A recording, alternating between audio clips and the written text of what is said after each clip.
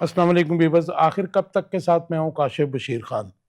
Viewers, آج کی updates آپ سے میں شیئر کرتا ہوں۔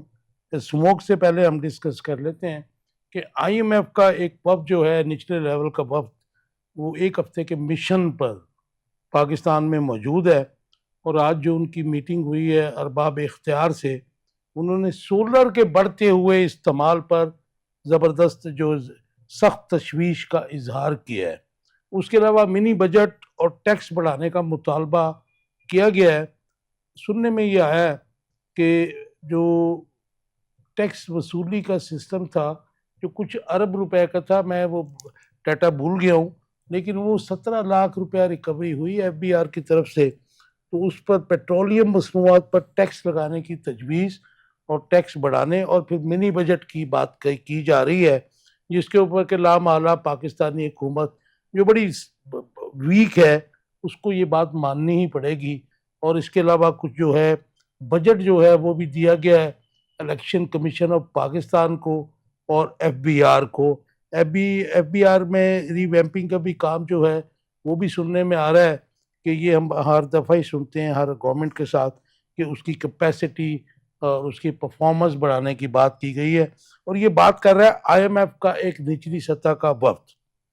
اس کے علاوہ آج مریم اورنگزیب جو ساتھ گئی ہوئی ہیں سی ایم پنجاب کے، ویانا میں تھی، اور اس کے بعد جو ہیں وہ واپس آ گئی ہیں ادھر لندن۔ انہوں نے کہا کہ جی سموک کے خاتمے کے لیے 10 سالہ پالیسی بنائی گئی ہے، sorry she was in Switzerland, اور انہوں نے کہا جی سموک کے خاتمے کے لیے پہلی دفعہ 10 سالہ پالیسی بنائی گئی ہے۔ مجھے نہیں سمجھ آتی کہ عوام کو کیوں بیوقوف بنایا جاتا ہے، کیونکہ اس وقت ہم جس روڈ سے آئے ہیں اور جہاں سے آئے ہیں، اور اتنی برے حالات ہیں، صبح 6-7 بجے سے رات گئے تک جو پوزیشن ہوتی ہے، اور ماسک لوگوں نے لگائے ہیں، لیکن اس کو بھی ماسک بھی جو ہے یہ سموگ اتنی خطرناک ہے، اور جو اب اس میں جو ہے ظاہر ہے کہ اس میں فوگ بھی مل گئی ہے، تو یہ جو ماسک ہے ان کو بھی چیف کے یہ عوام کے جو ہے نتنوں سے اندر جا رہی ہے۔ اور اس کی جو اس کے بعد امریکن جو رپورٹ آئی ہے، پتہ نہیں وہ سچ ہے کہ غلط ہے، کہ لاہور میں رہنے والوں کی 7 سے 15 سال اس سموک کی وجہ سے زندگیاں کم ہو رہی ہیں۔ تو یہ پنجاب میں سموک کی صورتحال نہایت خطرناک ہو گئی ہے، جبکہ پنجاب کے حکمران ملک سے باہر ہیں، اور مریم نواز شریف نے لندن پہنچنے پر بیان دیا ہے کہ سموک کو راتوں رات تو نہیں ختم کیا جا سکتا، اس کے لیے تو کئی سال لگیں گے، اور ہم کوشش کریں گے کہ ہم کچھ سالوں میں اس کو ختم کر دیں۔ تو گویا کہ ان کو یقین ہے کہ کچھ سالوں تک وہی حکمران رہیں گے یہاں پر۔ یہ ویسے ہر حکمران کو یقین ہوتا ہے کہ وہ جب اقتدار لیتا ہے، آ کے مسند اقتدار پر بیٹھتا ہے، تو وہ سمجھتا ہے کہ شاید میں تا حیات ہی حکمران رہوں گا، اور یہاں سے ہی ان کو مار پڑتی ہے، اور پھر جب اپوزیشن آتی ہے تو پھر آپ کے سامنے ہے۔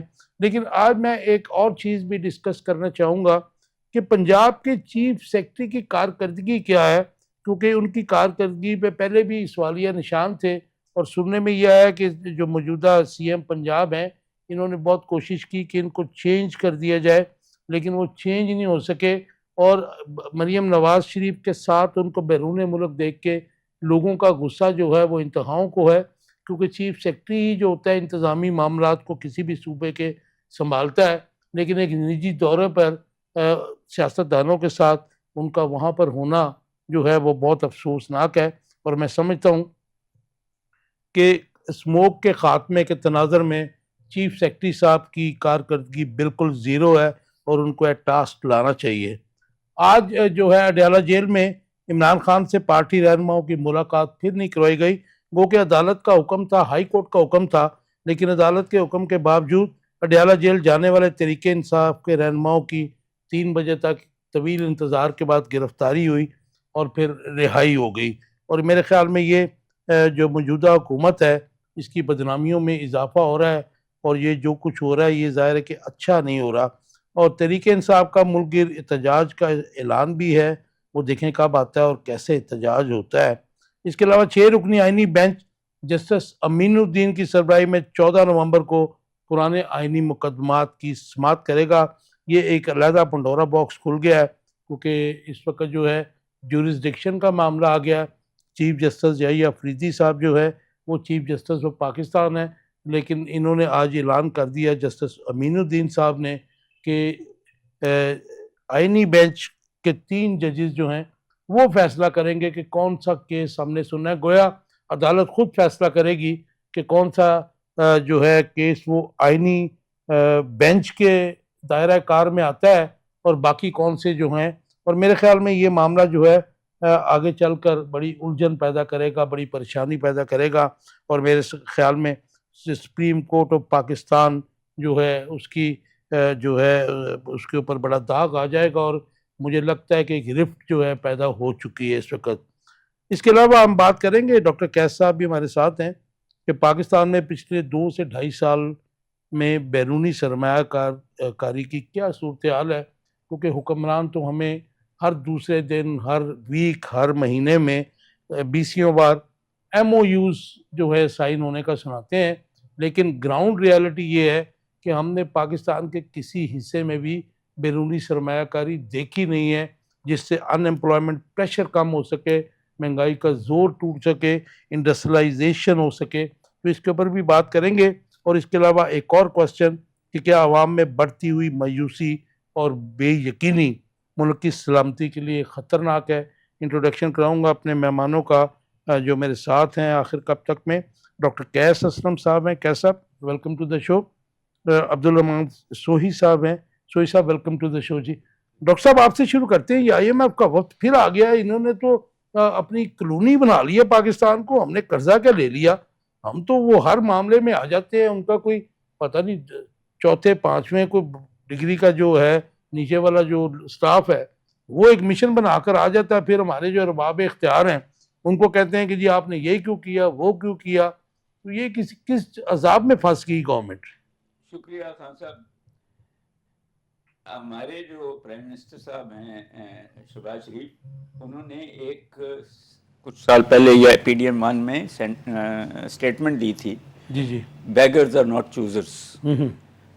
تو وہ ان کی حکومت ہے تو وہ بیگرز ہیں، چوزرز تو آئی ایم ایف ہے. اور انہوں نے آپ کا درجہ بھی بتا دیا ہے کہ ان کی سربراہ سے ملاقات کرنی ہے تو آپ کو وہاں جانا پڑے گا واشنگٹن، ورنہ وہ ایک چھوٹے موٹے وفد بھیجتے رہیں گے دیکھنے کے لیے کہ آپ ان کی باتیں مان بھی رہے ہیں یا نہیں، اور باتیں. اور جب آپ نہیں مانتے، نہ آپ اسٹرکچرل ایڈجسٹمنٹ کر رہے ہیں، نہ آپ ریفارمز کر رہے ہیں، نہ آپ ٹیکس اکٹھا کر رہے ہیں، شور بہت مچاتے ہیں، تو پھر نیچرلی انہوں نے آ کے یہ چیزیں چھوٹی چھوٹی دیکھنی ضروری ہیں. یہ ایسے ہی ہے جی کہ جیسے کوئی کمپنی جب دوسری کمپنی اس کو خرید رہی ہوتی ہے تو اپنے آڈیٹرز بھیجتی رہتی ہے ٹرمز اینڈ کنڈیشنز کو سیٹل کہ کرنے دیکھنے کے لیے کہ وہ. تو یہ آڈیٹرز آئے ہیں دیکھنے کے لیے، اوپر بتانے کے لیے، کیونکہ ابھی 2 بلین کا انہوں نے قرضہ اور دینا ہے، ہر سال دینا ہے 3 سال کے لیے. تو اس سے 2 پہلے بلین سے تھوڑا کم ہی ہے نا میرے جی ٹوٹل 7 ہے نا بلین، 7 ہے، 1 بلین دے دیا 1 پوائنٹ سم تھنگ. اور 2 بلین پر ایئر دینا ہے انہوں نے. مگر اس کے لیے وہ سارا جس اپنے آڈیٹرز بھیجتے رہتے ہیں جو ان کے اسکروز کر رہے ہیں. اور پھر آپ یہ نہیں کہہ سکتے کہ آپ ایک بہت بڑا سوورن ملک ہیں، آپ نیوکلیر پاور ہیں، آپ علاقے میں بہت بڑا ہب ہیں. جب آپ کلرک لیول کے لوگوں کی باتیں مانیں گے تو اچھا مجھے تو ڈاکٹر صاحب شرم ہی آتی ہے. ہم نے دیکھا کہ پاکستان میں جو بلز تھے انہوں نے گھرانے تباہ کر دیے ہمارے. الیکٹریسٹی بلز یس، جی ایسے ہی ہے. ایون گیس کے بلز بھی. لیکن لوگوں نے اس کا کوئی جن کو جو افورڈ کرتے تھے انہوں نے اس کے سولر کی طرف موو کیا. لیکن آج جو تشویشناک بات ہے وہ آئی ایم ایف کہہ رہا ہے کہ جی ملک میں جو سولر کا بڑھتا ہوا استعمال ہے اس کو بھی ڈسکریج کریں آپ. اس کی وجہ میجر یہ ہے جی کہ سولر پینلز آپ چین سے لیتے ہیں، اگر امریکہ سے لیتے ہوتے تو وہ یہ ایسی بات نہ کرتے. یہ امریکہ وہ کو سستی انڈسٹری لگانی چاہیے نا اس کے جی اوپر. وہ نہیں لگا رہا نا. انہوں نے اسی لیے انویسٹمنٹ چائنا میں کی ہوئی ہیں کہ یہ جو امریکہ سستی نہیں بنا سکتا وہ چائنا میں بنا لے. اب انڈیا پولیٹیکلی چائنا کے ساتھ لڑائی ہے تو انڈیا میں. But at the same time یہی بات ہم کہتے ہیں کہ یہ جو سولر پینل تو ایکچولی اپنے گھر میں پروڈیوس کرنا شروع کر دیں ان دی کانٹیکسٹ. اور پرائیویٹ لوگوں کو تو آپ منع نہیں کر سکتے کہ وہ اپنے پیسے سے کیا کرتے ہیں. لیکن اس پہ آئی ایم ایف کو اعتراض کیوں ہے جی؟ اگر دیکھیں لوگوں کو بات یہ ہے کہ اصل اعتراض تو وہ ہے ہونا چاہیے کہ جب آپ سولر پہ چلے جائیں گے تو وہ جو ایکسیس بجلی ہے یا وہ جو تو کیپیسٹی چارجز دینے پڑیں گے جو دیے ہوئے ہیں. ہم نے بلکہ ہم نے کیا، الگور نے اپنی کتاب میں ایک تجویز دی تھی جو بہت شاندار تھی. وہ کہتا تھا کہ سولر پینل نہ بیچیے، آپ سولر پینل سے بجلی بیچیے، میٹر لگا دیجئے لوگوں کو اور سولر پینل لگا دیجئے. اور یہی کرنا چاہیے ان دی کانٹیکسٹ کہ میں نہیں افورڈ کر سکتا سولر پینل، آئے کمپنی وہ لگا دے اور میٹر لگا دے، اور جس طرح میں لیسکو کو بل دیتا ہوں. نہیں ڈاکٹر صاحب، اتنی کرپٹ بیوروکریسی کے ہوتے ہوئے میرے خیال میں یہ قابل عمل نہیں ہے پاکستان. تو کون سی چیز کا ہے یہ جو آئی ایم ایف کہہ رہے ہیں وہ کام ہے، وہ عمل اس کا ریزن ہو جائے گا. یہ بھی تو ہو سکتا ہے کہ ریونیو کلیکشن جو ہے وہ ڈاؤن ہوئی ہے. جی 6000 میگا واٹ تو ہے. انکمپٹنس آف یور، وہ جو آپ نے بیوروکریسی کی بات کی، آپ کی ایف بی آر کی اور وابڈا کی، جو بھی وہ لیسکو وغیرہ ہیں، ان کی انکمپٹنس ہے نا ساری کی ساری. جو آپ ملک جہاں پہنچا ہوا ہے، سولوشنز ملٹیپل ہیں سولوشنز. تو مزے کی بات یہ ہے کہ COP 29 تو یہ کہہ رہا ہے کہ آپ نے انوائرمنٹ فرینڈلی، جس میں سولر پینل بھی ہیں، جس میں ونڈ بھی ہے، جس میں پانی بھی ہے، ان کو استعمال کرنا ہے تاکہ جو آپ کاربن ایمیشنز دنیا میں بڑے ہوئے ہیں وہ کم ہوں.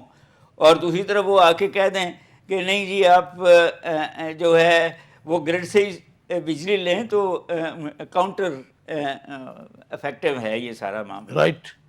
عبد الرحمان صاحب کیسے دیکھتے ہیں آئی ایم ایف کا ایک وقت آ گیا ہے مشن ان کا، انہوں نے سولر کے بڑھتے ہوئے استعمال پر گہری تشویش کا اظہار کیا ہے. اس کے علاوہ انہوں نے یہ بھی کہا جی منی بجٹ لے کے آئیں، ٹیکس بڑھائیں، اور پیٹرولیم مصنوعات پر لیوی یا ٹیکس لگانے کی تجویز ہے، اور ہو جائے گی.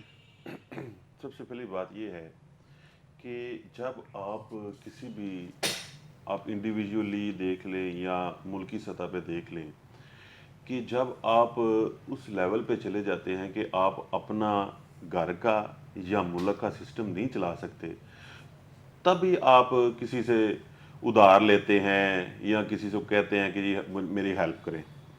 اب جب وہ ہیلپ کرنے والا جو ہے وہ اس بات پہ چلا جائے کہ جی آپ نے جدھر آپ کی ضرورت ہے ادھر آپ نے خرچ نہیں کرنے، بلکہ آپ نے جو ہم نے جدھر کہنا ہے ادھر خرچ کرنے ہیں، تو پھر آپ کا وہ سلوشن جو ہے وہ نہیں ہوگا. جیسے اگر سپوز کریں کہ آپ کو ابھی اگر ضرورت ہے کہ آپ الیکٹریسٹی میں انویسٹ کرنا چاہ رہے ہیں، الیکٹریسٹی کے اندر پیسے ڈالنا چاہ رہے ہیں کہ تاکہ ہمارا جو بحران ہے بجلی کا اس کو ختم کیا جائے، یا آپ ڈیم بنانا چاہ رہے ہیں تاکہ آپ کے 2 فائدے ہو سکیں یا اس سے بھی زیادہ فائدے ہو سکیں، زراعت کا فائدہ ہو سکے، پانی آپ کا سٹور ہو جائے، یا اس کے بعد آپ کی الیکٹریسٹی کا مسئلہ بن جائے، سالو ہو جائے. تو اگر آپ ان چیزوں سے ہٹ کے ان لوگوں کی باتیں مانیں گے جو لوگ آپ کو قرضہ دے رہے ہیں، تو پھر وہ بھی یہی کہیں گے کہ جی آپ اس جگہ پہ انویسٹ کریں، اس جگہ پہ پیسے جو ہم دے رہے ہیں ادھر لگائیں جدھر ہمیں اتنی ضرورت نہیں ہے کہ جتنی ہمیں ان چیزوں کے اوپر ضرورت ہے. تو پھر اس کے لیے تو یہی ہوگا نا جی، آج اگر آپ ان چیزوں پہ انویسٹ نہیں کریں گے، سلوشن ویسے کا ویسے، پرابلم ویسے کا ویسے رہے گا، اس کا سلوشن نہیں نکلے گا. پھر اس کے بعد جو ادروائز چیزیں ہیں جن کی آپ کو اتنی ضرورت نہیں، آپ اس کے اندر انویسٹ کریں گے، اس کے اندر پیسہ ڈال دیں گے، تو اس کے اندر آپ کو کتنے نقصانات ہوں گے. ایک ملک جو ہے وہ مقروض ہو جائے گا.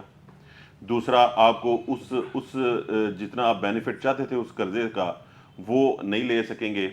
تیسرا، جو وہ برڈن بنے گا قرضے کا، وہ بھی ساری چیزیں ایسی ہوں گی. تو اس طرح جو ہمارا جو ملک کا المیہ ہے وہ یہی ہے کہ ہم جب پابندیاں لگاتا ہے آئی ایم ایف کہ آپ نے اس جگہ پہ انویسٹ آپ نے یہ پیسے ادھر لگانے ہیں، اس جگہ پہ نہیں لگانے، آپ نے یہ پیسے جو ہیں وہ یعنی جدھر آپ کی ضرورت ہے وہ ہماری ضرورت کو مد نظر نہیں رکھتے، بلکہ وہ جدھر چاہتے ہیں ادھر پیسے لگواتے ہیں. نہیں لیکن عبد الرحمان صاحب کیا کاش ایسا کوئی دن آئے گا جس میں ہم دیکھیں کہ ظاہر ہے ہم قرضے میں تو ڈوبے ہیں، یہ آپ کی بات ٹھیک ہے، اور ظاہر ہے کہ بہت سارا ان کا جو پیسہ آتا ہے وہ قرضے کو ری پیمنٹ میں چلا جاتا ہے، لیکن کوئی ایسا مرد مجاہد بھی آئے گا جو ان کے ساتھ جو ہے اس لیول کے اوپر بات کر سکے جس میں عوام کا مفاد پہ نہ ہو، پاکستان کا مفاد پہ نہ ہو اس بات۔ دیکھیے جی، سب سے پہلی بات یہ ہے کہ دیکھیں یہ آئی ایم ایف کے پاس ہم سب سے پہلے کب گئے تھے؟ ہم سب سے پہلے آئی ایم ایف کے پاس گئے تھے ایوب خان کے دور کے 1958 تب ہمیں پیسوں کی ضرورت نہیں تھی، ہمیں آئی ایم ایف کے کسی پروگرام کی ضرورت نہیں تھی، ہمارا ملک سٹیبلٹی کے ساتھ چل رہا تھا، بلکہ ہم نے اسی دور میں، آپ کو یاد ہوگا، اسی دور میں ہم نے جرمن کو پیسے دیے تھے، ہم نے پیسے باہر دیے تھے ان کو سٹینڈ کرنے کے لیے۔ ہمارا آئی ایم ایف کا کوئی پروگرام نہیں تھا۔ ادھر سے ایوب خان صاحب تشریف لے کے گئے امریکہ میں، ادھر انہوں نے سبز باغ دکھائے، سبز باغ دکھا کے خود سے پیسے دیے اور ساتھ میں کہا کہ جی آپ جدھر مرضی حج کریں۔ اب جدھر ہمیں ضرورت تھی، ویسے تو پہلی بات تو ضرورت ہمیں تب اتنی نہیں تھی، پھر انہوں نے اپنے پروگرام ادھر بنائے، اپنے پروگرام دیے، ان پروگرام کے اوپر انہوں نے پیسے لگوائے۔ اب تب سے لے کے آج تک ہم پروگرام، وہ جو پروگرام وہ دیتے ہیں، آئی ایم ایف والے دیتے ہیں، ہم اس کا قرضہ لے کے ہم ادھر ہی لگاتے ہیں، ادروائز ہم نہیں لگاتے۔ اس کی سب سے بڑی بات جو ملک اس کی وجہ سے جو مسائل کا شکار ہے وہ وہی ہے کہ ہمیں جدھر ضرورت ہے پیسے لگانے کی ادھر ہم لگا نہیں پاتے، اور نہ ہی یہ جو موجودہ حکمران ہیں، اور آئندہ بھی آگے بھی کوئی ایسی چیز نظر نہیں آ رہی، لیکن جو موجودہ حکمران ہیں ان میں تو اتنی ابیلٹی بھی نہیں ہے کہ ان کی آنکھوں میں آنکھیں ڈال کے بات کر کے یہ کہہ سکیں کہ ہم نے جدھر ہمیں ضرورت ہے پیسوں کی، ہم نے پیسے ادھر خرچ کرنے ہیں۔ اچھا سوئی صاحب، مجھے یہ بتائیے کہ جو منی بجٹ کی بات ہو رہی ہے، کافی دنوں سے بات ہو رہی تھی لیکن اب تو ان کا وقت آ گیا، مشن آ گیا ہے، تو یہ منی بجٹ جب آئے گا، ٹیکس بڑھانے کا مطالبہ بھی ہے، تو یہ پیٹرولیم مصنوعات پر لیوی ٹیکس، یہ ٹیکس لگانے کی تجویز ہے، کیونکہ ایزی ہے نا جی بلنگ سے، اور اب پیٹرولیم سے یا گیس کے بلوں سے آپ لوگوں کی جیبیں خالی کر سکتے ہیں، ان کے پاس آپشن کوئی نہیں ہے، تو پھر یہاں پہ کیا صورتحال ہوگی؟ جی میں اس کے اندر عرض کر دیتا ہوں۔ بات اس میں یہ ہے کہ ہمارا ادھر ملک کے اندر بڑے زیادہ مسائل اس سینس میں ہیں کہ ہم کام چور بھی ہیں۔ ہم کام چور اس لحاظ سے ہیں کہ ہم صبح آفس میں آتے ہیں، کوئی بھی بڑا جو ہمارا آفیسر ہے وہ جب آفس میں آتا ہے تو وہ آ کے ٹاسک دیتا ہے اپنے جونیئرز کو کہ آپ نے آج اتنے کام کرنے ہیں، یعنی سپوز کریں کہ وہ ایس ایچ او ہے تو وہ اپنے جو جونیئر ہیں ان کو کہے گا کہ آپ آج آپ نے 10 پرچے دے کے آنے ہیں، یا 2 پرچے دے کے آنے ہیں، یا 2 کی پرچے دے کے آنے ہیں تاکہ میری کارکردگی کو اجاگر کیا جا سکے۔ اسی طرح اگر آپ ریونیو کے اندر چلے جائیں تو ریونیو کے اندر بھی اسی طرح ہوگا کہ آج آپ نے اتنی کلیکشن کرنی ہے۔ اب وہ جو کلیکشن کرنے کا سلسلہ ہے وہ نہیں دیکھتے کہ جی کلیکشن ہم نے وہ ان بندوں سے کرنی ہے جو بندے پیسے نہیں دے رہے ادھر سے کرنی ہے یا ادروائز کسی سے کرنی ہے۔ وہ جب آپ کا اس طرح کا مسئلہ ہوگا کہ آپ یہ نہیں جج کر پائیں گے کہ ہم نے کلیکشن تو اس طرح کرنی ہے کہ اگر ایک بندے نے 10 روپے دینے ہیں تو ہم نے اس سے 10 روپے لینے ہیں، اگر ایک بندے نے 1,00,000 روپیہ دینا ہے تو ہم نے اس سے 1,00,000 روپیہ لینا ہے، ایک بندے نے جتنے بھی پیسے دینی ہے ہم نے اس سے کلیکشن کرنی ہے، یعنی ہم نے ساری کلیکشن کرنی ہے۔ اس طرح نہیں ہمارے ملک میں ہوتا، بلکہ اس طرح ہوتا ہے کہ وہ سارے کے سارے گھر آ کے یہ آفس میں آ کے یہ کہتے ہیں کہ جی آج ہم نے 2,00,000 روپیہ اکٹھا کر کے لائے ہیں۔ اب وہ 2,00,000 روپیہ جو ہے وہ انہوں نے ایک بندے سے اکٹھا کر لیا ہے یا 2 بندوں سے اکٹھا کر لیا اس میں ہے یا لیکیج ہے، 3 بندوں سے اکٹھا کر لیا ہے، وہ اپنی صرف وہ بتاتے ہیں کہ جی ہم نے 2,00,000 روپیہ اکٹھا کر کے لے آئے ہیں۔ اب وہ 2,00,000 کی بات نہیں بتاتے کدھر سے اکٹھا کر کے لائے ہیں۔ اب 2,00,000 تو اکٹھا کرنا چاہیے تھا، وہ لوگ جو نہیں دے رہے ان سے بھی اکٹھا کریں، ڈیفالٹرز کے پاس جانا چاہیے تھا، بالکل سب ٹھیک کے کہہ رہے پاس جانا چاہیے، نہ کہ اس طرح ہو کہ ہم ادھر کھڑے ہو گئے سڑک کے اوپر کھڑے ہو گئے تو ہم نے اکٹھے کر لیے پیسے، جی اکٹھے ہو گئے۔ وہ تو عیدی کیا کرتا تھا۔ وہ یہ سارے ایسے وہ کیا کرتا تھا۔ ڈاکٹر صاحب مختصر سے جواب دے دیجیے پھر آگے چلیں۔ یہ جو منی بجٹ کی باتیں گورنمنٹ پھر ڈوزیئر پھینکتی ہے نا جی، کافی دنوں سے 1-1.5 ماہ سے آ رہا تھا جی منی بجٹ آ رہا ہے، منی بجٹ آ رہا ہے، ان کے اپنے پیرول پہ بڑے ہمارے جرنلسٹ بھی ہیں، تو وہ ایک ڈوزیئر پھینکتے ہیں جی منی بجٹ آ رہا ہے، تو وہ آ گیا سامنے، وہ کیا کہتے ہیں جی وہ بلی تھیلے سے نکل آئی ہے اور ٹیکس بڑھانے کا مطالبہ ہے پیٹرولیم مصنوعات پر. اس کے بعد کیا پوزیشن بنے گی؟ یہ عوام بڑے بڑے میں سمجھتا ہوں کہ عوام پہلے ہی زخم خوردہ ہیں بہت ہی. اکنامکلی تو پوزیشن یہ بنے گی کہ لوگوں کی جیبوں سے پیسے چلے جائیں گے. تو جن کے پاس نہیں ہوں گے جی ڈاکٹر جی صاحب وہ کیا کریں گے؟ میں وہیں آ رہا ہوں. جی جی جس کا مطلب ہے کہ ان کی قوت خرید کم ہوگی. اب مزے کی بات یہ ہے کہ جس نے 20 کلومیٹر گاڑی چلانی ہے دفتر جانے کے لیے اور 20 کلومیٹر واپس آنے کے لیے اس نے تو چلانی ہے، یا وہ نوکری چھوڑ کے گھر بیٹھ جائے. ڈاکٹر صاحب میں نے کاؤنٹلیس ایسے لوگ دیکھے ہیں جنہوں نے گاڑیاں کھڑی کر دی ہیں، مگر آپ کے پاس جو پبلک ٹرانسپورٹ ہے وہ بھی کوئی بہت اچھی نہیں ہے اور سستی بھی نہیں ہے. پھر یہ ہے کہ آپ کے جو ہے جو بات آپ نے کی کہ میں ایسے لوگوں کو جانتا ہوں جو 32,000 روپے مہینہ ان کی تنخواہ ہے اور 38,000 روپے بل آیا بجلی کا. بھائی نے بھائی کو 30,000 روپے قتل کیا ہے. پھر آپ کے ڈومیسٹک وائلنس ہوگا. وہ جو فیبرک ہے سوسائٹی کا سوشل وہ فیبرک ٹوٹے تباہ گا. ہوگا.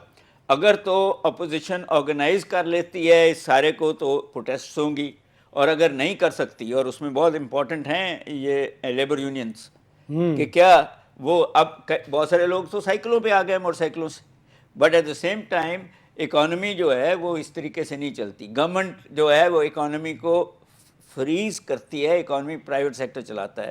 اگر آپ کی ڈیمانڈ ہی نہیں ہوگی، انویسٹمنٹ کے پیسے نہیں ہوں گے تو پھر وہ مشینیں نہیں چلیں گی جو آپ ایک اور بیان بھی لے لیجیے جو ہمارے الیکٹریسٹی کا پاور کا جو منسٹر ہے اویس لغاری، اس نے کہا جی ہم چاہ رہے ہیں کہ سردیوں میں گیس کی بجائے عوام جو ہے وہ الیکٹریسٹی یوز کرے لائک یورپ آپ کو پتہ ہے. جی وہ جی انہوں نے بڑی مزیدار ہے کہ اگر آپ اس دفعہ کا بل دیکھیں تو اس پہ انہوں نے کہا جی کہ لیٹ سے 50,000 روپے آپ کا بل ہے، 3 دن کے بعد سرچارج لگے گا وہ بھی ڈبل ہو جائے گا 52، اور اس کے 3 دن کے بعد وہ سرچارج ڈبل ہو جائے گا، 54,000 ہو جائے گا. ہاں جی.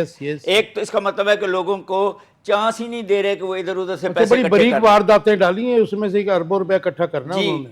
دوسرا یہ ہے کہ جب آپ یہ بجلی کی بات کر رہے ہیں انہوں نے یہ بھی کہا ہے کہ جو پچھلے سال آپ نے بجلی استعمال کی تھی اس سے زیادہ کریں گے تو آپ کو ریبیٹ ملے گا، اس سے زیادہ کریں گے تو ریبیٹ وہ اضافی ساتھ انہوں نے ایڈ کیا. جی اضافی کا. ہاں تو وہ اضافی کہاں سے؟ میرا مطلب یہ ہے کہ اے سی چلا لیں سردیوں میں اینڈ سچ فورتھ، وہ تو گرنی ہے کوکنگ کے لیے. تو ڈاکٹر صاحب یہ کب ختم ہوگا عوام کو بیوقوف اپنے دلکش نعروں سے؟ جب عوام اپنے آپ کو بیوقوف بننا چھوڑ دے گی.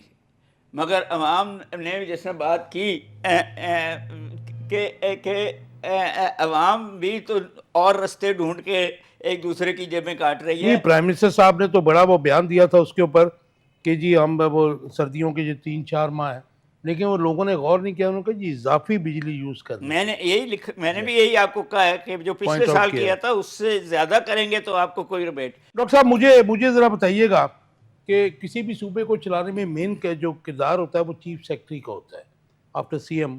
ہم نے دیکھے ہیں کہ بہت سارے اچھے بھی چیف سیکرٹری آئے ہیں ماضی میں، لیکن موجودہ جو چیف سیکرٹری ہیں ان کو ہم نے دیکھا کہ یورپ میں یہ ان کے ساتھ تھے، اور اس وقت پنجاب کی یہ صورتحال ہے کہ یہ اسموک جو ہے موت بانٹ رہا ہے ہر گھر کے اندر. اسکول کالجز بند ہیں، سارے معاملات خراب ہیں. تو آپ ان کی کارکردگی ذرا بتائیے. اور پھر مریم اورنگزیب نے آج لنڈن پہنچ کر، کیونکہ وہ سینئر منسٹر ہیں پنجاب کی، انہوں نے کہا جی اسموک کے خاتمے کے لیے 10 سالہ پالیسی بنائی ہے. اور ساتھ ہی مریم نواز نے بھی یہ ایک اسٹیٹمنٹ دی ہے. انہوں نے کہا جی اس کا فوری خاتمہ ممکن نہیں ہے، اس کو ہم کچھ سالوں میں ہم کریں گے، انشاءاللہ ختم کریں گے. بات یہ ہے کہ پہلی بات جو پہلا حصہ ہے آپ کے سوال کا وہ یہ ہے کہ میرا یہ خیال ہے، ہو سکتا ہے کہ میں بہت غلط ہوں، کہ جس طرح ٹرمپ صاحب جیتے ہیں اسی طرح پاکستان کی پی ایم ایل این کی پرائم منسٹر کے علاوہ باقی قیادت، اور بلکہ پرائم منسٹر پریزیڈنٹ سب ملک سے باہر گئے ہوئے ہیں. یہ کہ کسی وقت بھی 20 جنوری کے بعد اگر چینج آنی ہے تو ہم اس ملک سے باہر ہوں، یہ میرا خیال ہے. ہو سکتا ہے چیف سیکرٹری صاحب کو پتہ ہے کہ وہ صرف انہی کی وجہ سے چیف سیکرٹری بنے ہیں، ان سچ فورس. سو بات یہ بالکل صحیح ہے. بزدار صاحب کو کہا کرتے تھے کہ یہ ایسا چیف منسٹر ہے جو کچھ نہیں کرتا, تو یہاں تو چیف منسٹر اور اس کے سیکرٹری جو ہیں وہ ملک سے باہر رہتے ہیں تو کچھ نہیں کہہ رہے. بٹ دا پوائنٹ از کہ صوبہ نہیں چل رہا. لیسٹ پریارٹی جو ہے وہ ایجوکیشن ہے. اسکول کالجز بند کر دیے گئے ہیں, کوٹ میں بند کیے تھے. اور تھا ایشو اس وقت اسموگ کا جو ایشو ہے وہ یہ ہے کہ آپ کی بجلی مہنگی ہے, لکڑی ختم ہو چکی ہے, تو ٹائر جلاتے ہیں مختلف فیکٹریوں اور ایسے چیزیں جلاتے ہیں انرجی پیدا کرنے کے لیے, جو یہ ساری اسموگ.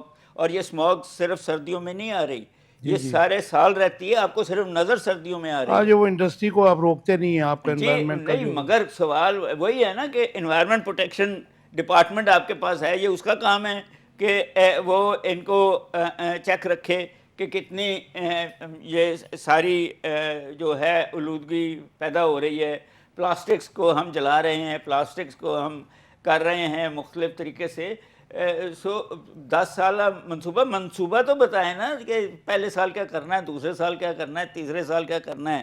اور اب کیا کرنا ہے ابھی جو صورتحال ہے؟ ابھی تو اسکول بند کر دیے, یہی کریں, بزنسز بند کر دیے, تو ساتھ آپ چاہتے ہیں کہ اکانومی بھی چلے اور ساتھ آپ بند کر دیتے ہیں ان دی کانٹیکسٹ.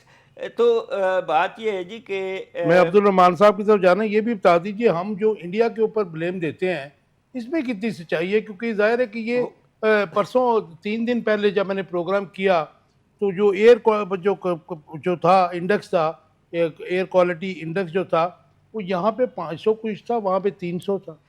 سر ان پہ جو بلیم دے رہے ہیں ہوگا, میں یہ نہیں کہہ رہا, but at the same time Delhi سے لاہور کے درمیان امرتسر بھی ہے اور علاقے بھی ہیں, وہاں کیوں نہیں ہوا؟ یہ سیدھی لاہور سے ہوائی جہاز پہ بیٹھ کے اپنے بھی تو آپ کے کوئی حالات ہوں گے نا جس میں یہ پیدا کیے ہوا ہے اپنے ساری آلودگی ان دی کانٹیکسٹ. تو پھر اب بارش کا انتظار کریں. بارش 15 دسمبر سے پہلے نہیں ہوتی. رائٹ. جی عبد الرحمان صاحب, جی سر.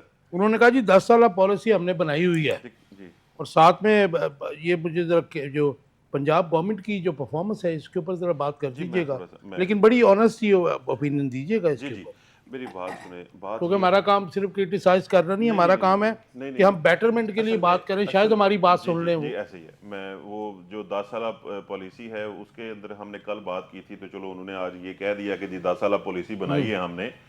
دوسری بات یہ ہے کہ پالیسی بنائی کس نے ہے, کیا اس میں وہ ایکسپرٹ موجود تھے جو اس بات کو سمجھ سکتے ہیں کہ یہ جو ابھی مسئلہ بنا ہوا ہے اس مسئلے کو کیسے نپٹیں گے؟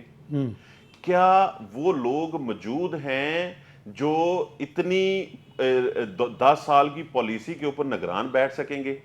کیا وہ یہ چیزیں ساری کی ساری ایگزیکیوٹ کروا سکیں گے؟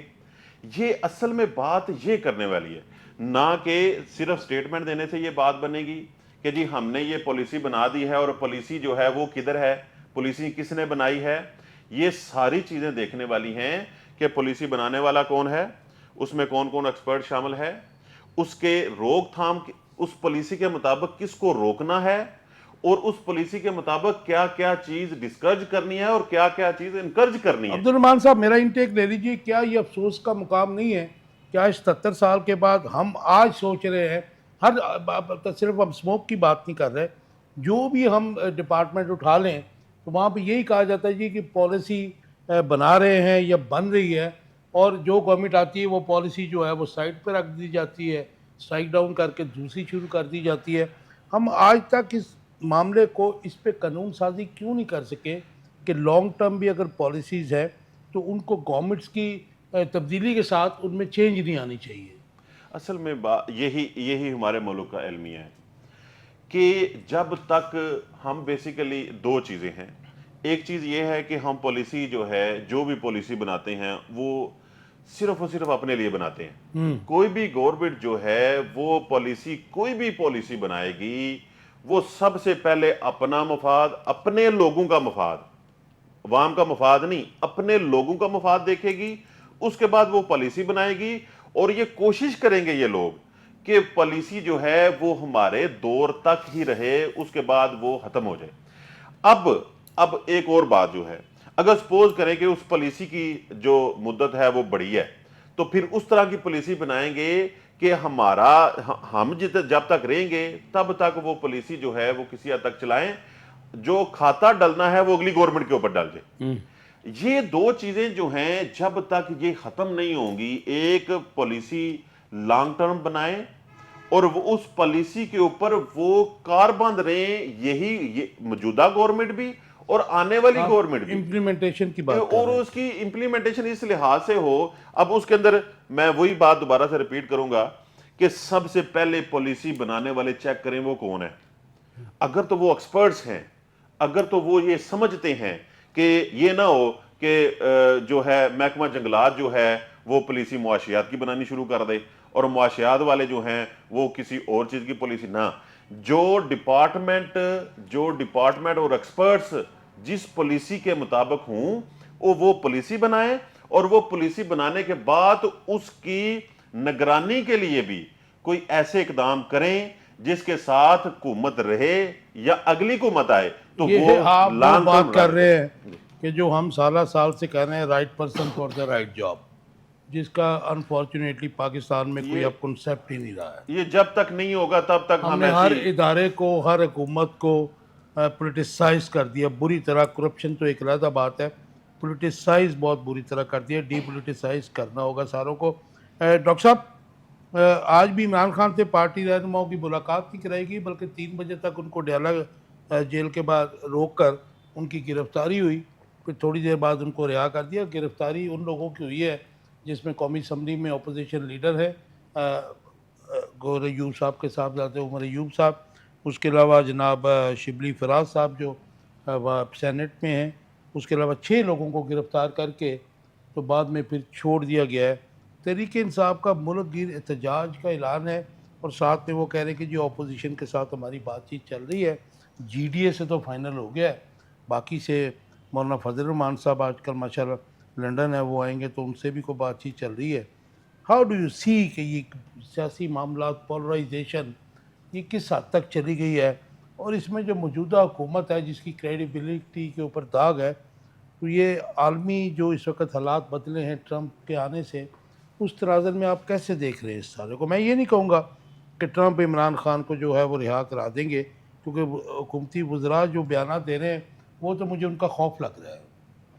دیکھیں، پہلی بات تو مجھے یہ بتا دیجیے خان صاحب کہ وہ جو گرفتاری ہوئی تھی تو وہ اڈیالہ جیل میں لے کے گئے تھے یا کہیں اور لے کے گئے تھے؟ اگر تو وہ اسی جیل میں لے کے گئے تھے ان کو کچھ دیر کے لیے تو پھر ملاقات ہو گئی ہے۔ نہیں، اڈیالہ جیل کے باہر جو چوکی ہے اسی میں رکھا ہے انہوں نے۔ ہاں جی، ہاں، لیکن وہ اڈیالہ جیل کے اندر نہیں ہے، اندر نہیں لے کے گئے۔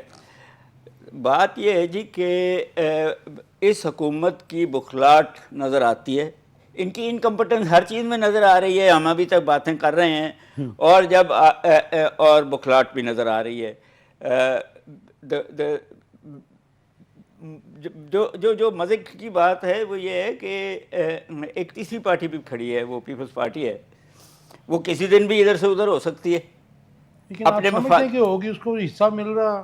جی، مین سلاٹس اس نے لے لی ہے۔ بات یہ ہے کہ وہی چاہتے ہیں پرائم منسٹرشپ، یہ نہیں ہے کہ صرف، but at the same time میرا یہ خیال ہے کہ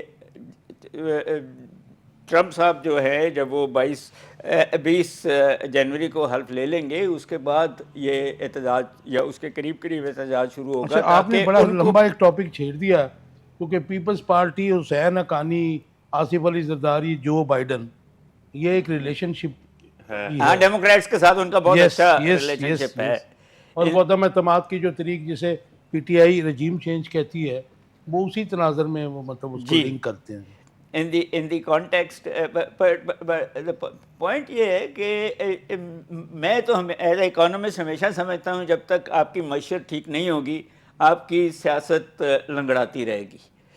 لوگ سمجھتے ہیں کہ سیاست ٹھیک ہوگی تو معیشت ٹھیک ہوگی، میں سمجھتا ہوں کہ معیشت ٹھیک ہوگی تو یہ اتنی بڑی حکومت اور اتنی ان ایفیشینٹ حکومت جس کی کوئی کارکردگی نہ نظر آ رہی ہو، زیادہ دیر چلا نہیں کرتی، زیادہ دیر چلا نہیں کرتی آپ کے مقابلے۔ مجھے عبد الرحمان صاحب بتائیے کہ یہ ملاقات نہیں کروائی گئی، اور اس کے بعد جو ہے ایک اور بیان لے لیجیے، جبیل لطیف نے ایک چینل پہ آج کہا اس نے کہا جی ہماری گورنمنٹ کا کوئی رول نہیں ہے اس میں، ان کی گرفتاری میں بھی اور ان کی رہائی میں بھی۔ اور اب مجھے بتائیے کہ کیا وہ جو اسٹیبلشمنٹ کو اس میں انوالو کرنا چاہ رہے ہیں، کیونکہ اسلام آباد کا جو آئی جی ہے وہ کس کے انڈر ہے؟ وہ تو وفاقی حکومت کے انڈر ہے۔ بالکل ایسے ہی ہے، وہ بالکل آپ بات بالکل ٹھیک کر رہے ہیں، لیکن وہی بات یہ ہے کہ یہ جو بکھلاہٹ کا شکار ہیں کہ یہ اگر ملاقات ہو جائے گی، نیا پلان آ جائے گا، کوئی آگے انہوں نے یہ کرنا ہے، ملک گیر ہڑتال کا پروگرام بنایا ہوا ہے، تو وہ ساری چیزیں انہوں نے اس تناظر میں کرنا شروع کر دی ہیں۔ اصل میں بیسیکلی بات یہ ہے کہ ہم 80s کی سیاست سے باہر نکلے ہی نہیں آج تک، ہم اسی سیاست میں پھنسے ہوئے ہیں کہ جی ان کو پکڑ لو، جو بھی بات کرتا ہے اس کو جیل میں ڈال دو، جو بھی کوئی سر اٹھانے کی کوشش کرتا ہے تو اس کو آگے پیچھے کر دو، اس کا منہ بند کر دو کسی بھی طریقے سے۔ یہ ابھی بھی میچورٹی پہ نہیں آئے، یہ میچور ہی نہیں ہوئے کہ سیاست میں بھی ان کو، یہ ساری زندگی انہوں نے سیاست کی اور ابھی تک ان کو اپنی حکومت بنانے کے لیے یا اپنے الیکشن لڑنے کے لیے اپوزٹ پارٹی کو جیل میں بھیجنا پڑتا ہے۔ تو لیکن جب لیکن یہ چیزیں ہوں آپ گی، کا ٹیک اس پہ بھی چاہوں گا کہ رانا ثناء اللہ 2-3 دن سے تواتر سے مختلف چینلز پہ کہہ رہا ہے کہ جی 190 ملین پاؤنڈ میں عمران خان کو سزا ہوگی۔ تو وہ انہوں نے دلوانی ہے سزا، وہ انہوں نے دلوانی ہے سزا، ان کو پتا ہے ہم اگر جب تک یہ سزا نہیں دلوائیں گے تب تک ہمارے ادھر حالات ان کے حساب سے ان کے حالات ٹھیک نہیں ایز ہو اے سکتے۔ جیورسٹ مجھے کوئکلی بتائیے گا کہ اگر سزا ہوتی ہے، ہم اس ڈیٹیلز میں نہیں جاتے، تو کیا یہ سیٹ اسائیڈ ہو جائے گی باقی سزاؤں کی جی طرح ہو ہائی کورٹ جاتی میں ہے جا جی، کے؟ ایسی کوئی بات نہیں ہے۔ یہ ہماری پراسیکیوشن جو ہے، یہ بات سنیں، یہ دنیا کی کمزور ترین پراسیکیوشن ہے۔ اچھا، اگر ہم اس کو دیکھنا چاہیں کہ پراسیکیوشن جو ہے وہ ہماری ملک کی پراسیکیوشن ہے ہی نہیں، جو ہماری ایجنسیز ہیں، انویسٹیگیٹنگ ایجنسیز جو ہیں، پولیس کی انویسٹیگیشن، جو بھی انویسٹیگیشن ہے، وہ اس کے اندر اتنی چیزیں ہوتی ہی نہیں کہ جن کی وجہ سے کسی بھی ملزم کو سزا دی جا سکے۔ نہیں تو پھر ہاں اس کی کیپیسٹی اور ان کی پرفارمنس کون بڑھائے گا؟ وہ پرفارمنس بڑھانے کے لیے وہ ایک تو بڑا لمبا چوڑا ٹاپک ہے، لیکن بات کرنے کا صرف مقصد یہ ہے کہ وہ ایک تو وہ کرنا نہیں چاہتے، اور دوسرے وہ کرتے بھی نہیں ہیں، اور تیسری ان کے پاس اتنی تعلیم بھی نہیں ہوتی، ان کے پاس اتنی ابیلٹی بھی نہیں ہوتی کہ وہ اس کو ٹھیک کر سکیں۔ پولیٹیکل یہ انٹرفیئرنس 3 بھی تو 4 بہت ہے چیزیں، نا جی۔ اور ان کے اندر یہ سب سے جو میجر اور بڑا پرابلم ہے وہ 2 ہیں۔ ایک پولیٹیکلی جو ان کے اوپر پریشر ہوتا ہے، پولیٹیکلی ان کے ساتھ جو لین دین کے اور جو معاملات ہوتے ہیں ان کی وجہ سے، اور دوسرا جو ہے وہ اتنے پڑھے لکھے بھی نہیں ہوتے، وہ اپنے آپ کو امپروو بھی نہیں کرتے اور نہ ہی وہ کرنا چاہتے ہیں۔ تو یہ 2-3 چیزیں ایسی ہیں جن کی وجہ سے ہماری پراسیکیوشن کمزور ہے، اور اب پراسیکیوشن کمزور ہوگی تو جج نے کدھر سے فیصلہ کرنا ہے؟ انہوں نے وہی پراسیکیوشن کے وہ دیکھ کے اور ہمارے ایویڈنس کو دیکھ کے ہی کرنا ہوتا ہے فیصلہ۔ تو وہ جب ایک چیز کمزور چلنا شروع ہو جائے تو وہ میکسیمم لنگڑے لولے عبد آپ الرحمن کدھر صاحب، تک۔ ماضی میں ہم نے دیکھا کہ محترمہ بے نظیر بھٹو پہ بھی سیاسی مقدمات بنے، اس کے بعد میاں صاحب پہ بھی بنے۔ اس بات پہ تو ظاہر ہے کہ اگر ان کے اوپر کرپشن کے چارجز تھے، اگر وہ پروف نہیں ہو سکے تو پھر غلط ہی بنے نا جی، ان کو بھی پولیٹیکل اس کا نشانہ بنایا گیا، یہ ان کا کہنا بھی ہے۔ تو آج بھی یہ سلسلہ کب تک چلے گا؟ یہ ظاہر ہے کہ اس کے علاوہ تو ہم آگے نہیں بڑھ سکتے۔ یہ دیکھیں جی، بات سنیں، بات یہ ہے کہ جب تک آپ اپنے آپ کو میچور نہیں کریں گے، جب تک آپ اپنے اندر چینج نہیں لے کے آئیں گے کہ ہم نے ملک کے لیے کچھ کرنا ہے، ہم نے سوسائٹی کے لیے کچھ کرنا ہے، تب تک آپ چاہے جتنے بھی مقدمات بنانے شروع کر دیں، اگر ایک ملزم ہے تو وہ جب تک اس کی خود کی سوچ نہیں بدلے گی کہ میں نے اپنے آپ کو ٹھیک کرنا ہے، تو وہ تب تک وہ آپ اور قومی باہر سے کوئی اجتماعی بندہ سوچ کی بات کر رہے ہیں، قومی، مجھے ذرا یہ بتا دیجئے کوئکلی کہ 6 رکنی آئینی بینچ، میں آپ کی طرف آتا ہوں جی، ذرا یہ قانونی سوال ہے۔ 6 رکنی آئینی بینچ جسٹس امین الدین کی سربراہی میں 14 نومبر کو آئینی مقدمات کی سماعت کرے گا۔ جی اس کے بعد انہوں نے جسٹس امین الدین صاحب نے کہا کہ جی فیصلہ بھی ہمارا 3 رکنی بینچ کرے گا کہ کون سے کیسز آئینی ہیں اور کون سے کیس جو ہیں دوسری چیف سپریم کورٹ میں، یا دوسری کی بات ہی کریں گے۔ تو یہ ہاؤ ڈو یو سی کہ یہ کوئی کلیش ہوتا ہے؟ کلیش، دیکھیے جی میری بات کیونکہ اس میں یہ جسٹس ہے، عائشہ ملک نے اس بینچ میں بیٹھنے سے آج تو انکار کر دیا۔ جی ایسے ہی ہے۔ اصل میں بات یہ ہے کہ ایک ادارہ رہ گیا تھا سپریم کورٹ کا، جس کے اندر یہ چیزیں موجود نہیں تھیں. جو موسٹ سینئر تھا وہی سپریم کورٹ کا چیف جسٹس بن جاتا. اور وہ اب جو سیاستدان ہیں ان کو یہ چیزیں پسند نہیں ہیں. ان کو وہ چیزیں پسند ہیں جن کی وجہ سے وہ شارٹ ٹرم اور اپنے مفاد کے لیے وہ کسی کو انڈر کر لیں. اب وہ جو نظریہ ہے کہ ہماری حکومت 2 سال ہے 4 سال ہے جتنی بھی ہے اس کا ٹینیور, وہ جو نظریہ ہے جتنی بھی ہماری حکومت ہے عدلیہ تابع رہے ہمارے, اس کو بچانے کے لیے آپ جو کرنا چاہتے ہیں وہ کریں. تو پھر اس بات پہ آپ وہی بات ڈیوائیڈ اینڈ رول, ڈیوائیڈ کریں اور رول کریں.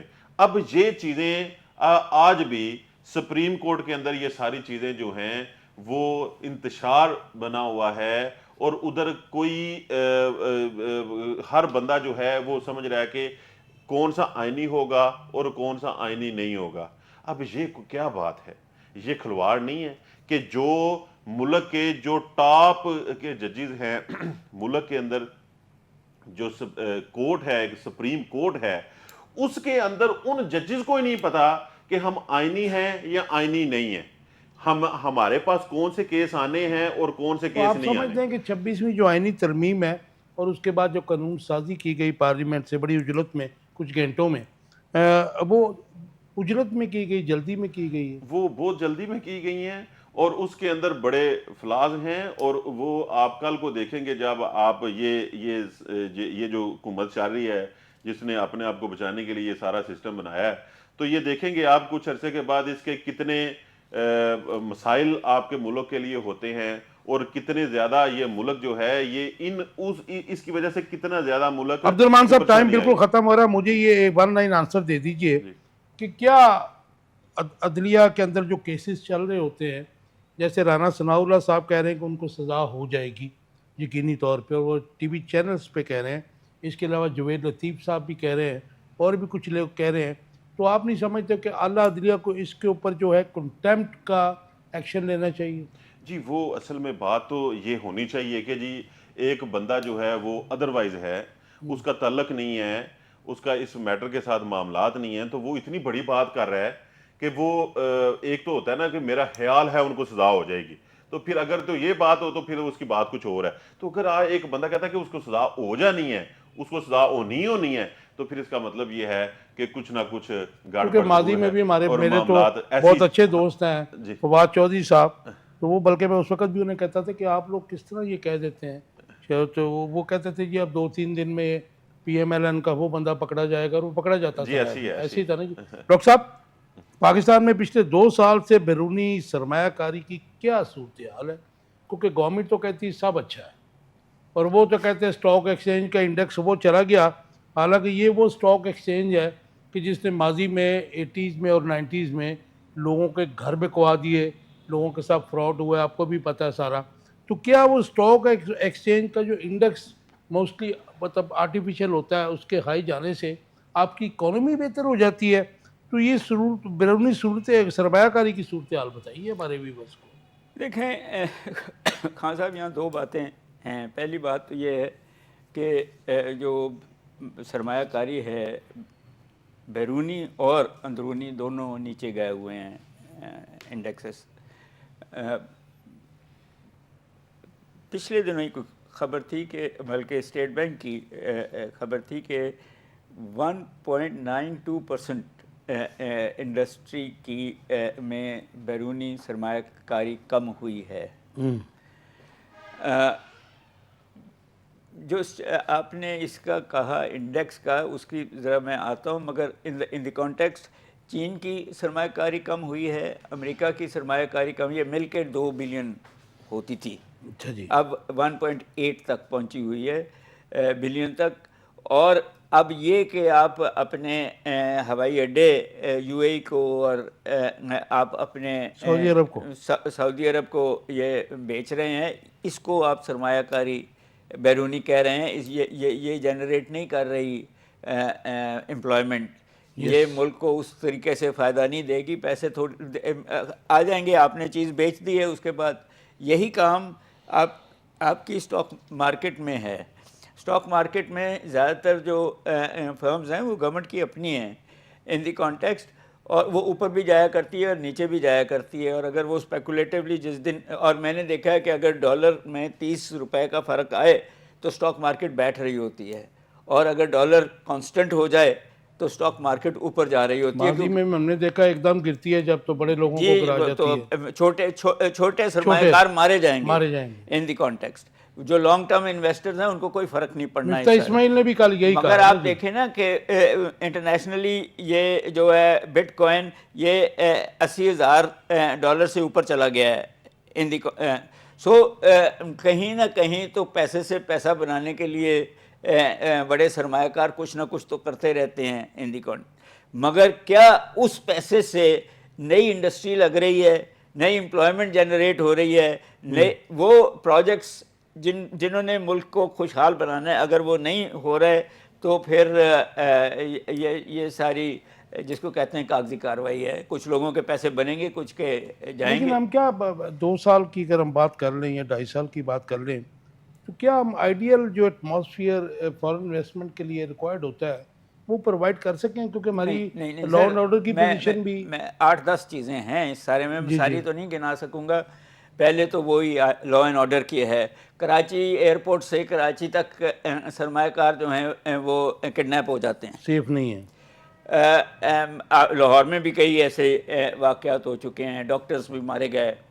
پھر اس کے علاوہ ایز آف ڈوئنگ بزنس کہ آپ واپڈا اور جو ہیں انوائرمنٹ والے وہ آپ سے کتنی رشوت لیتے ہیں, کیا تنگ کرتے ہیں. پھر ہے عورتیں کتنی ہماری اکانومی کے اندر ہیں. پھر یہ ہے کہ ان کی جس نے بات کی کہ ایفیشنسی کیا ہے, پروڈکٹیوٹی کیا ہے, اسکلز کیا ہیں, یہ ساری چیزیں. سب سے بڑی بات جو آپ نے کی وہ ہے سرکاری اداروں کی پرفارمنس اور ان کی کرپشن, جی, جو کہ مطلب رکاوٹ ہے بہت بڑی. ہاں جی, ہم کہتے ہیں ٹرانزیکشن کاسٹس وہ بہت زیادہ ہیں, بہت زیادہ. اور بجلی کے اپنے بل انڈیا اور چائنا سے زیادہ ہیں ان دی کانٹیکسٹ. تو وہ سرمایہ کار آئے گا, وہ چائنا کو دیکھے گا, انڈیا کو, اس نے تو ریٹ آف ریٹرن دیکھنا ہے. Yes, thank you very much جی. لاسٹ کوسچن ہے جی, 1 لائن آنسر دے دیجیے گا عبد الرحمان صاحب. عوام میں بڑھتی ہوئی مایوسی اور بے یقینی ملک کے لیے کتنی خطرناک ہے, ملک کی سلامتی کے لیے کتنی خطرناک؟ ملک کے لیے سر یہ تو آپ نے بڑی بات کر دی ہے, اور ایک لائن میں کوئی آنسر لینے ہیں. بس سب سے بات یہ ہے کہ آپ صرف یہ بات دیکھیں کہ آج کا نوجوان جو ہے جس کی عمر تقریباً 20 سے 30 سال ہے, وہ کیا اس ملک کے رہنا چاہ رہا ہے؟ اگر تو وہ ادھر اس ملک میں رہنا چاہ رہا ہے, ادھر فیوچر دیکھ رہا ہے, نہیں وہ تو پاس کا 2 سال بتا رہا ہے, اگر بھاگ رہا ہے ادھر سے, تو پھر آپ دیکھیں 2 ملین کے قریب لوگ جا چکے ہیں. وہ اگر ہر بندہ جس کی عمر آج سے اب 20 سے 30 یا 35 سال ہے, وہ ادھر اپنا فیوچر نہیں دیکھ رہا, وہ ادھر اپنا فیوچر کو نہیں سیکیور کر رہا, نہیں دیکھ رہا کہ وہ اس کی فیوچر بنے گا, تو آپ دیکھیں پھر یہ ملک کی سائڈ پہ جا رہا ہے. جی ڈاکٹر صاحب 1 لائن آنسر. دیکھیں میرا یہ خیال ہے کہ مڈل کلاس چھوٹی ہوتی جائے گی, پاورٹی بڑھے گی, ان امپلائمنٹ بڑھے گی, مگر وہ جو اس ملک میں کرپٹ لوگ ہیں ان کی ریل پیل اسی طرح رہے گی, جاری رہے گی, کیونکہ نہ انہوں نے ٹیکس دینا ہے اور انہوں نے ہر وہ کام کرنا ہے جو دوسرے کی جیب سے نکلے, پیشہ کو سرکار کے تھرو کریں یا سرکار کے بغیر کریں. تو مجھے تو, اور یہ پولوشن بڑھتی رہے گی, آپ کو وہ پولیٹیکل پولوشن ہو, وہ اکنامک پولوشن ہو, یا وہ فوگ ہو, ہماری حرکتیں جو ہیں, ہماری حکمرانوں کی حرکتیں, ہماری گورنمنٹ کے اہلکاروں کی حرکتیں جو ہیں وہ ہمارے سامنے آ رہی ہیں. اور میں اگری کرتا ہوں کہ جس کی خواہش یہی ہے کہ ملک سے باہر چلا جائے تو وہ کوشش کر رہا ہے, وہ نکل بھی رہا ہے جی. 2 ملین لوگ چلے بھی گئے 2 سال میں. تھینک یو ویری مچ آپ دونوں دوستوں کا. ابھی بس آپ دیکھ رہے تھے آخر کب تک کوشش کی ہم نے, آج کے جو ٹاپکس تھے ان کے بصیر حاصل جو ہے بیسٹ بھی کریں, آپ کے لیے اچھی انفارمیشن بھی دے سکیں. امید ہے آپ کو پروگرام پسند آیا ہوگا. لیکن ایک بات میں ضرور کہوں گا کہ اس وقت جو کنڈیشن ہے لاہور کی, پنجاب کی, KPK کی, اب تو سننے میں آیا کہ شاید سندھ میں بھی تھوڑا بہت اسموک انٹر ہو رہا ہے. ظاہر ہے یہ ہواؤں کے ساتھ جو ٹریول ہو رہا ہے اور بہت زیادہ ایکسیس ہے, بہت زیادہ زیادتی ہو گئی ہے, تو اپنا اور اپنے گھر والوں کا خیال رکھیں. آئی نو کہ اس معاشرے کے اندر جہاں پہ کرپشن ہے, جہاں پہ بے روزگاری ہے, جہاں پہ مہنگائی ہے, گھروں میں رہنا ناممکن ہے. آپ کو باہر نکلنا ہی ہوگا. اپنا بہت خیال رکھیے گا. اللہ حافظ.